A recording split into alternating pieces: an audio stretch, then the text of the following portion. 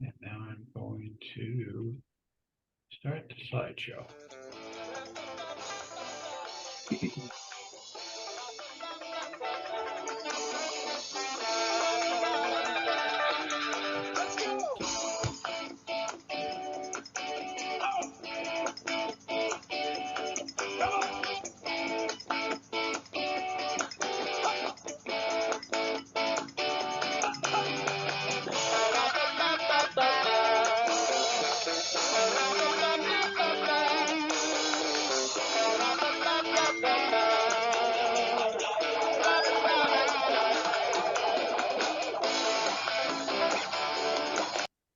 Okay, welcome everybody to another edition of Think with a Drink, the weekly webinar series brought to you by the Aries Foundation for Financial Education. And this week, Craig, we got a fun one. We've got the top 3 concerns for your 401k in a down market. Because let's face it, we've been in a down market for, God bless, almost 2 years now, really. I mean, in terms of what we've been dealing with. So we're going to talk about the top 3 concerns for everyone as we're going through this. Real quick pre-flight checklist for everybody. Just know we are recording this event. We do share it on our website. We share it on our YouTube channel. We just ask that you keep your microphones muted. The cameras, you don't have to worry about them. We've got that all cleaned up. That's all set. However, if you do have questions, please feel free to drop them in the chat box. My co-pilot, who I will introduce in a second, is here to not only answer any of those questions, or at least bring them up in case he feels that it would be something the audience can benefit from, but he's here to keep me on pace so we can make a smooth flight this evening. Speaking of your pilots for tonight's journey, my name is Tom Alessi. I am the president of the Aries Foundation. I have been in financial services now. I'm in my 24th year. I'm an investment advisor. That means I act in the best interest of my clients whenever giving any guidance or advice. I want to introduce my vice president. Craig, why don't you just introduce yourself to everybody? Sure. So I'm Craig Richardson. I'm the vice president of the Aries Foundation. I've been doing this for over 19 years now, and I specialize in working with families and individuals to help them define their financial goals and have a better relationship with your money. And just so you're aware, Tom, I can see your speaker notes or the next slide that's coming up. Oh, that's a strange one. Thank you very much. There are no speaker notes, but I do appreciate that. So let me figure out what I did there. That's better? Perfect. Okay. That's a weird one, but we'll roll with it as we go. I'm not sure what happened there, but as usual, we're doing something funky. So, Zoom is taking over our life. All right. So we told you that Think with a Drink is brought to you by the Aries Foundation. We are a nonprofit. You can visit us on the web at www.ariesfoundation.org. The mission behind Aries is trying to help everyone have a better relationship with their money, because whether you realize it or not, you are in a relationship with your money. And just like every other personal relationship that you have, there are behaviors and triggers and just all sorts of stuff that happens that causes us just to act crazy sometimes when we're dealing with our money and our finances. All myself, Craig, the rest of the Aries team tries to do is to help everybody sort of take a step back and really get to the fundamental of why that's happening. What are some of those relations and some of those reasons behind how you're dealing with your money? All right, there's a lot of words. This is disclosures. There's a lot of words on the screen. I am not going to read all of them. Just know we're a nonprofit. We do this for educational and informational purposes only. As I said, we record all this and we share it on our YouTube channel. We share it on the website. All we ask is that if you're ever going to do that, you share it in an educational manner. The Aries Foundation, myself, Craig, the rest of the team, we recommend, however, that if you ever have a question, whether that's of a legal, finance, or tax, that you seek the help of a professional to get that answered. Well, that was a lot, Craig. Okay. Now we get to the fun part of the evening. We call this Think with a Drink. It's Think with a Drink because we know sometimes money, finances, Craig, what do you always say with that? Like math, right? Nobody likes to do math. Likes to do math. No one wants math. Nobody likes to do math. So what we try to do is we try to take it and make this more casual, more relaxed, more relatable. Take some of the, or most of, or all of the industry jargon out of it, and trying to make it a little bit easier to sort of consume and get a handle on your money and your finances. And we can't think of a better way to do that than if we have something cold to sip on as we're going through this. And for tonight, Craig, I'm going to a real old school, real old classic. I got a PBR, baby. Yeah. The Pabst Blue Ribbon, right? So PBR. I figured it was, we're talking about concerns of the 401k and it's a down market. So when everything's more expensive, I guess I got to start thinking about drinking PBRs, right? Instead of all those craft beers that I have. Go ahead. You can't drink a PBR unless you're wearing the PBR hat. The PBR hat. Or as Zack Brown would say, I've got my ass in a lawn chair, toes in the clay, right? You go. That's it. Yeah. So, great. I mean, let's face it, this is classic, of your American lagers, perfect for, the beach, the campfire, Zack Brown concert. Certainly if you're going to pair it with any food, light, you want to stay real light with the food, so like chicken or pork on the grill, something, seafood, maybe like shrimp or some, a white type of seafood that you're having, camembert cheese of all the strange ones because of the lager effect. That's an easy one. And then of course, anything they might be serving at a NASCAR race. So that would certainly work. What are you drinking tonight, Craig? I actually got this one a while ago. Well, earlier this week, and it's Bad Seed. Well, Bad Seed. It's a Hudson River Valley brewery it's a dry craft hard cider. Bad Seed. Well, hopefully it's not bad taste. Skål. Oh. Yeah, it's okay. It just brings you back, PBR, right? You're thinking about like when you were in high school, right? Or in college. Did you buy a case? No, I bought one very, very large can because that's all I needed, right? But I'm like, I didn't want to buy a whole like 12 pack or something. And they have these it's 2 beers. It's 24 ounces, this can. So you got the old 40 ouncer? No? No, not. Yeah, what was that? What was those? God bless. All right, well, moving on. We're going to get serious now, sort of. Mm-hmm. All right, the agenda, the 401k concerns for right now, the top 3 concerns as we go forward. How did we get here, right? Or more importantly, how did you get here, right, to where we are with your 401k? The road ahead, i.e. what can you do? What steps can you take? What are some of the things that you can do? And then, of course, we're always available for questions or Q&A. All right, so, it looks like my 401k is now a 201k, right, Craig? And in terms of dealing with that, that's sort of the running joke with everything. Yes, we're still in a down market, right? And one of the first thing with the concern there is market volatility. Market volatility, right, Craig? We always talk to people about it's not about return, it's all about risk. Yeah, absolutely. I mean, everybody's so worried about, do I get a 10% return, 20% return, 15% return? Well, that doesn't mean much if you have a 20 or 30% loss. Because now right. And here's the thing with risk. Losses, which is what risk really is about, this is what causes bad behavior. Right? When everything is going up, nobody's really worried about the portfolio. That's another bad behavior. We'll talk about that in a little bit. But when the market's going down or where there are losses occurring, that's when panic happens. That's the term, part of that is that whole panic selling. Panic selling sometimes comes from, well, I just can't take any more of this. I'm stressed by my portfolio. I want to sell out and sit on the sidelines. A lot of that is just bad behavior, because we took too much risk. Like Craig said, we were focused on trying to get return and not really thinking about what the downside was going to be. Or, Craig, more importantly, what I would do when that happened. Yeah, and you're right. I mean, the other thing too is, people are emotional investors. They buy high, they sell low. They do all the opposite things of what you should do as an institutional investor, because your emotions are wrapped up in your money.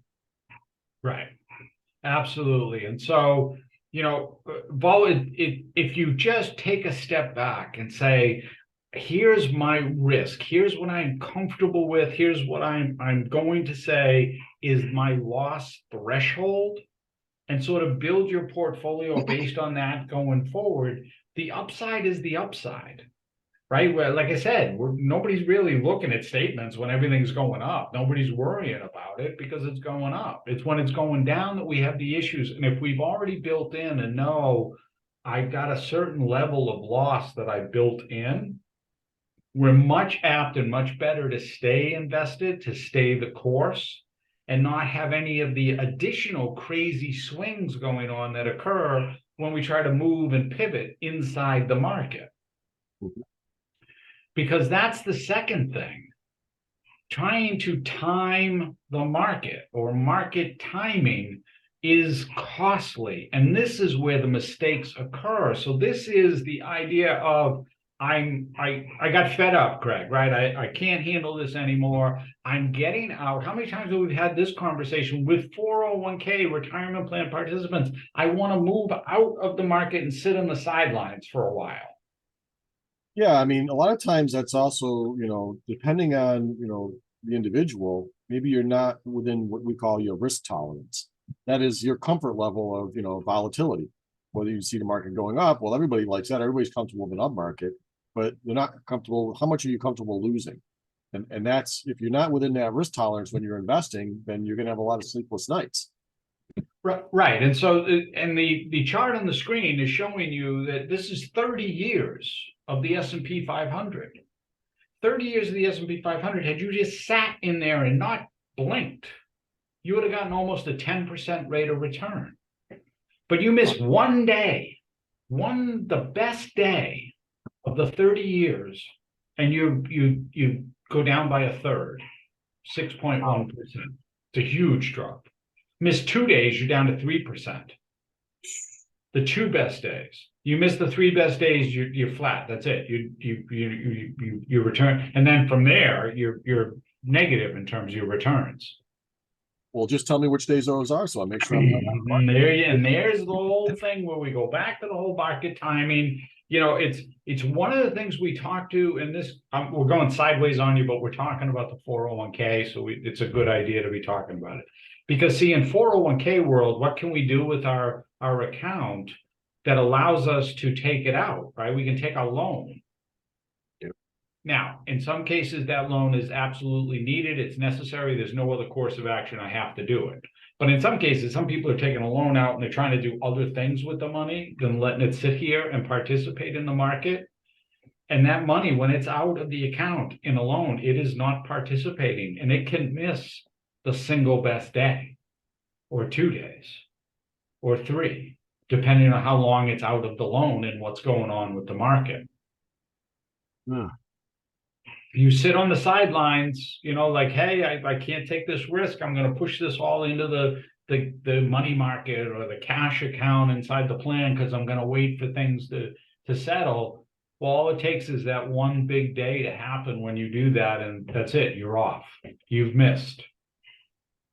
It's a lesson that says stay invested. We're going to talk about ways to keep you and help you stay invested. But this is a factor that happens. And then everybody wonders, they say the S&P returned, 10% for the last decade or whatever. I only got 3.5, or what was the latest? So there's a company, it's called Dalbar, Dalbar. You can look them up. They do this whole thing. One, they rate everything out there, providers and investment companies and so on, but they also do a thing about the returns, the index returns over a period of time, specifically over 20 years, and how this is probably where this came from, right? But how the index performed and how the average investor performed. And I know the last one that I saw from them was 2020. And I want to say it was somewhere close to this number, that the S&P had done like 9% or just around that number. The average investor, guess what the average investor returned over that 20-year period from 2001 to 2021? That's probably closer to that 6%. It's actually closer to the third one. It was 3.8. Wow. That's the average investor returned 3.8 because the average investor moves. The average investor sells. The average investor does all those things that we talk about. We act irrationally with our money because of the risk. And we weren't thinking about the risk and what the downside was. So that's why it's important to be thinking about that. You make All right. emotional decisions, right? Yeah. Oh, yeah. The motion sickness. Absolutely. It's a good one. And then the last one is being diversified. Now, this is a headache chart, and don't even try to read it or even go through it, but we love this. If going back to, like, this is like, Craig, like middle school science, right? If you remember, the Callan periodic table elements, right? So it's sort of a similar thing. What all those colors on there represent are different asset classes. And what it gives you is the year, and then where the asset class was. Top line is best performing for that year to the bottom line is the worst performing. And as you can see, they bounce all over the place because nobody can really tell you next year what the best performing asset class is going to be or what the worst performing asset class is going to be. Mm-hmm. But in the middle there, the thing that's connected with the lines, which is really about the only thing you can see on this, and it's blurry for a reason because it goes, these keep changing year to year to year in terms of it. So, but that's a portfolio that's made up of all the different asset classes distributed equally and rebalanced, and we'll talk about that in a little bit. And then where that falls when you have a diversified portfolio versus I'm trying to bet the winner or guess the loser type of thing. Well, I use this chart and I just throw darts at it to figure out where I'm going to invest. All right, back in the late 1990s, early the last decade we went through, yeah, you could have been doing that. Sure, it would have worked, right?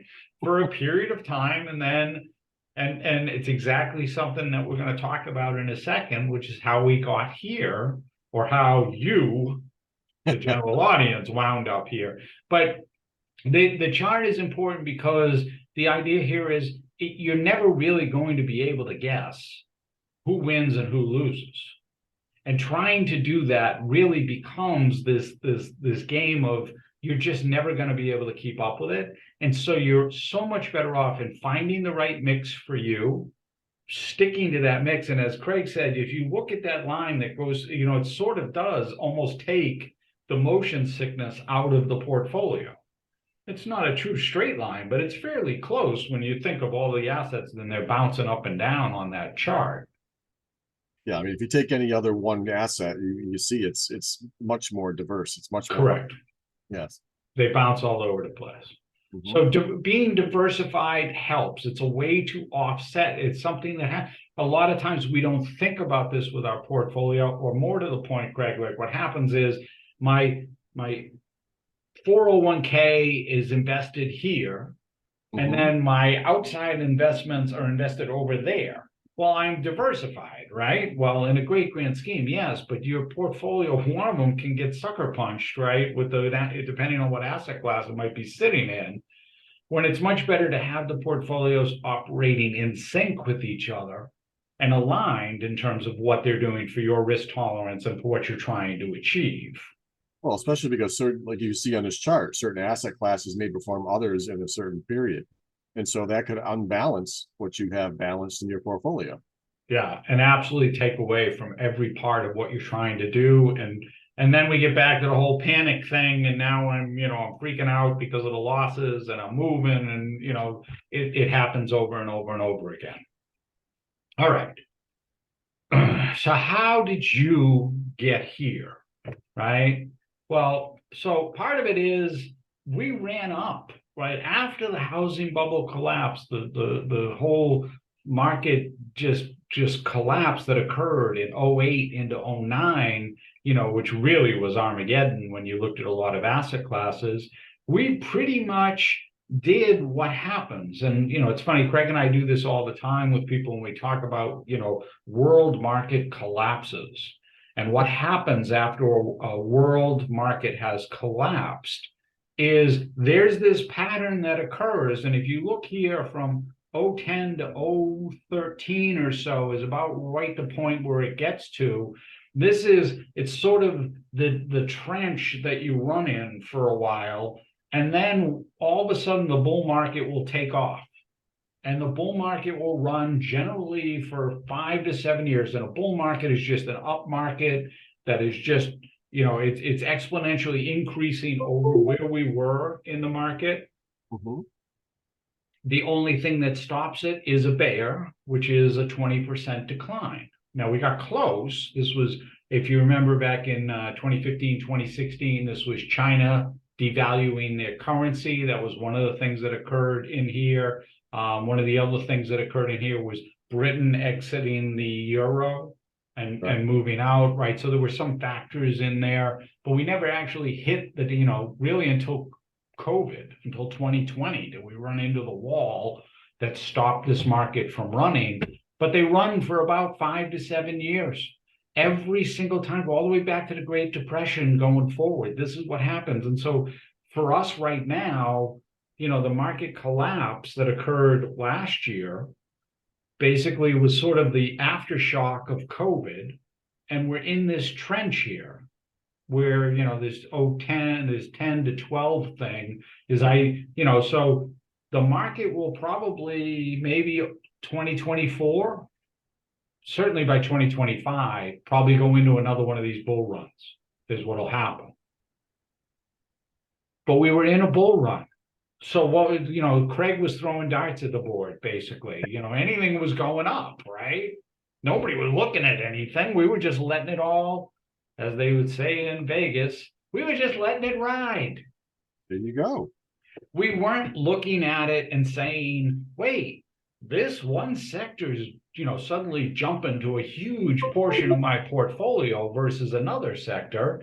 Why am I not, putting the brakes on it or stopping it or, trying to reassess my overall risk tolerance? Like Craig, like you said, the portfolio gets out of round in that situation. Well, I think the other thing that was pushing stocks up too is the fact that there was no other place to go. You read back into bonds, and bonds are paying nothing. It's hard to put your head around putting money into those investments. So I think that with no else to go and the savings rates being in almost zero, people just did where they could get a return, which is in the stock market. Right, and we weren't going to point fingers at the Fed, though Craig certainly is choosing to open that door and what is it like in a courtroom? Like, oh, Your Honor, he just opened the door on that. I'm going to go there, right? Go through that door. I'm ready for that door. Here in 2012, Ben Bernanke, then chairman of the Federal Reserve Bank, literally gives, he doesn't come out and say, look, your money better be in the stock market. But he said, your money better be in the stock market because you ain't getting it anywhere else. Mm-hmm. And that's pretty much what he says here in 2012 is that, look, going forward, we ain't raising rates. And they didn't raise rates for, almost 4 years at that point. He said, look, your money's got to be in the stock market because it ain't going to get any interest or any earnings anywhere else. And that's what happened, Craig. That's exactly the point. Just like you said, it was all in, let it ride, here we go. But see, even when we're in an up market like this, we can still look at the portfolio. We can still make and take steps to make sure that we're not getting more risk than necessary than what we were prepared for or prepared to handle when we do that. The thing what some people lose sight of is the fact that just because a stock is going up doesn't mean it can't become what we call overvalued. Stocks are based on the worth of the company that puts them out. So they either have to have one or two things, assets or earnings. And when those stock prices are way beyond their assets and earnings, they become what we call overweighted. And that's where you can have an issue where you can have this kind of a downturn like we had this year. Yeah, absolutely. In terms of going through that. So, what steps can you take then? What can you do to protect yourself? You can't look back now. We got to look forward. The past is the past. What is that thing? That's Rafiki, right? It's in the past. It don't matter, right? From the Lion King, that type of thing, right? you can only look forward now, right? Because whatever's gone on, whatever happened, whatever losses occurred, all of that stuff, it's gone. It's done. But now we can take steps to look forward. We're looking at 2023 here. And if you've heard us, squawking for the last, 4 or 5 months, we're pretty much in a recession at this point, even though the Fed won't say that, in terms of where we are. But inflation has been crazy, the interest rates have been outrageous, and we're in a recession vibe, basically. But what can you do to protect yourself to make sure we're not making any of these more irrational moves than what we've already done? So, one of the things we talk about with the 401k certainly is you can increase participation. Even if you were a max funder last year, Craig, the new rules for 2023, if you are under age 50, your contribution just went from 20,500 last year to 22,500. Wow, So that's even huge. if it's a huge jump. So even that's a 10% jump. So even if you were a max funder last year, you have the ability to contribute more into your 401k. If you're turning 50 this year or over age 50, it's 30,000. You got a $3,000 bump, went from 27,000 to 30,000. Oh my God. It's a huge jump. It's great, especially now because everything's still on sale. Well, the S&P was at what, 41, I believe, this afternoon. Last time I looked at it, anyway, we're somewhere in the 4,1 range, right? Is 4,100 range. Top of the market was 4,700. We're still off, 15% anyway from the high water mark. So great time if you are not a max funder, a great time to be contributing more to the retirement plan. Again, we're focused back into the retirement world, into a retirement plan participant. If you can add more in, do it. Because like we talked about, even if we get a little squirrely, Craig, and go down another, say 5, maybe 10%, possibly, it won't be long. The Fed's going to make changes to the interest rate thing. A down market is not going to be a long, prolonged thing if we drop further from where we are now. Well, the other thing too we talk a lot about is dollar cost averaging, right? So you're really buying units. You're not buying, so you're not really haven't lost anything. You've cashed in those units for those shares. Correct. So the issue is when that market is down, if it goes down 20%, in order to get back to flush, you've got to come up about 30-35% the next year, right? The only way to mitigate that is to dump more cash in. You dump more cash in where your dollar cost averaging is low, buying on sale, it helps you come out of that decline much more rapidly. Right. It's a faster way to the surface than to par than just hanging out where you were. Absolutely. You can reallocate your portfolio. Now, this is one of those, depending on where you are in your circumstances. Certainly for somebody who might be, Craig, within like a couple years of retirement, maybe you want to do that. But like Craig said, anytime you move the portfolio, and this means actually selling a position and reposition it someplace else, you're locking in whatever losses you sustained. So this really is only dramatic for somebody who's got that, look, I only have a short time here or a short window to go, and I want to change my risk at this point. Yeah, because part of the issue here is if you're close to retirement or even worse in retirement in a down market, it's how do you make that back up the easiest way? So when you're rebalancing, if you're rebalancing to the Now, this is reallocating, not rebalancing. Okay. Don't jump ahead of me. So we're still contributing at this point. Yes, but we're reallocating. So reallocation means, let's say I'm in a portfolio, a growth portfolio that's 70% equities and 30% bonds and cash. I'm going to change it to be 50-50. Right. So now 50% equities, 50% bonds and cash. That's reallocation. I'm changing my risk strategy because whatever happened last year has just ripped me to the core, and I can't go through that anymore. What you're talking about is rebalancing. Well, I think yes and no. I think, people talk about rebalancing to get things back into, that rhythm they had before all the shifts changed.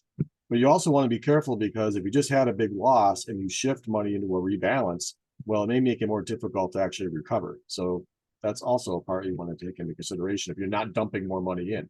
Okay, we're playing in semantics now. So that's reallocate. Rebalancing just says I started my position at 4 portfolios, 25, 25, 25, 25. At some point, I got to look at it and see where I'm at. This is the conversation. Like something did well, something did bad. And if I continue to let them ride, which is what's gone on and what most people did, I get out of balance. And then when the downturn happens, I get hurt worse. Rushed. Versus my going in and saying, okay, I don't know, what's the next holiday? St. Patrick's Day?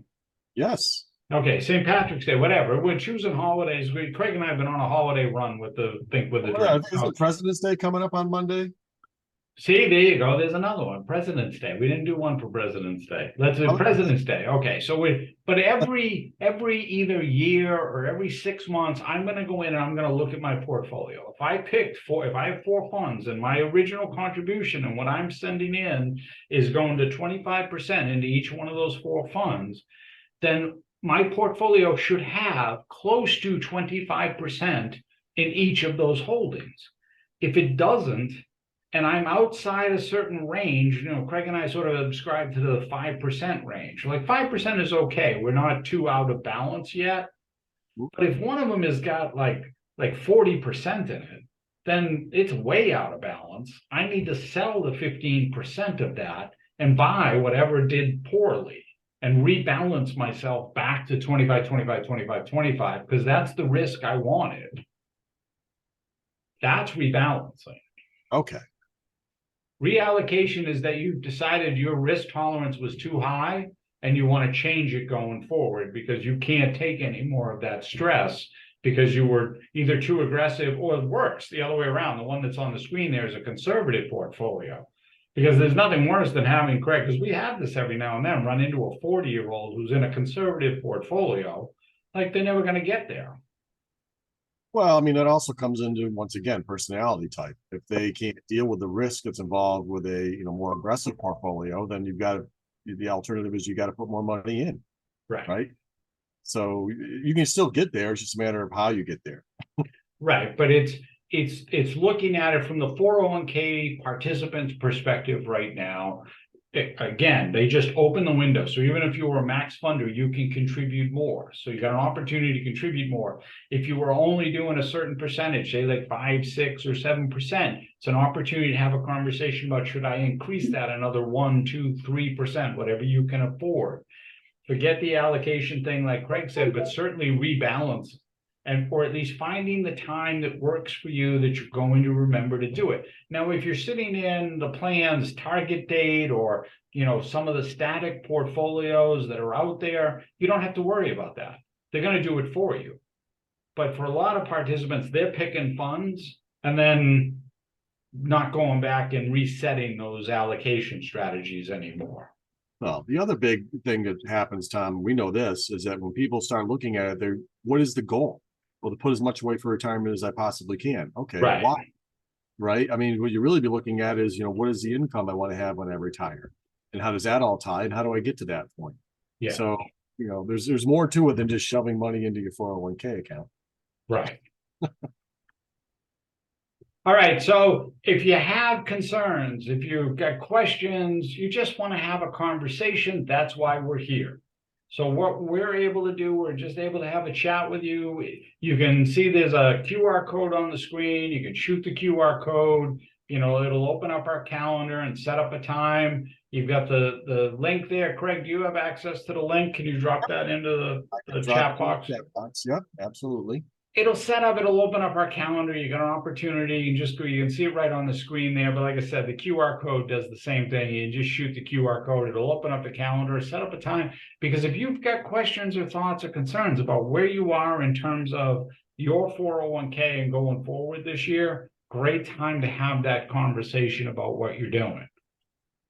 All right, so we keep the Think with a Drink theme going. What's on tap? So next week we are going to do March into financial wellness because March is Financial Wellness Month.